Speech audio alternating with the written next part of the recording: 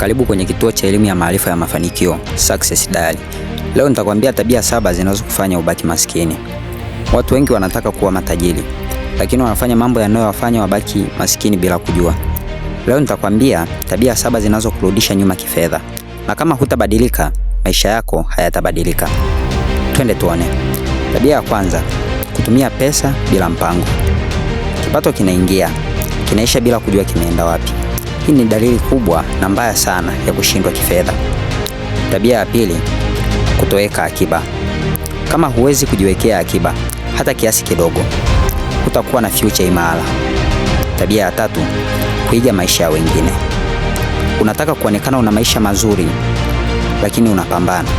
Kujilinganisha ndio kunaharibu wengi. Tabia ya 4, kukosa nidhamu ya pesa. Unajua unapaswa kuweka akiba, lakini bado unatumia hovyo. Hapa sio ukosefu wa pesa, ni ukosefu wa nidhamu. Tabia ya 5, kuahirisha mambo au procrastination. Nitaanza kesho, ndio kauli inayoharibu ndoto nyingi. Tabia ya 6, kukaa na watu wasio na malengo. Mazingira yako yanachochea maisha yako. Ukikaa na watu wa kawaida tu, utaishi maisha ya kawaida. Tabia ya 7, kutokutafuta maarifa. Watu wengi maskini hawajifunzi kuhusu pesa, lakini ukweli ni huu: maarifa ndio nguvu. Sasa swali ni hili: utaendelea na hizi tabia au utaamua kubadilika?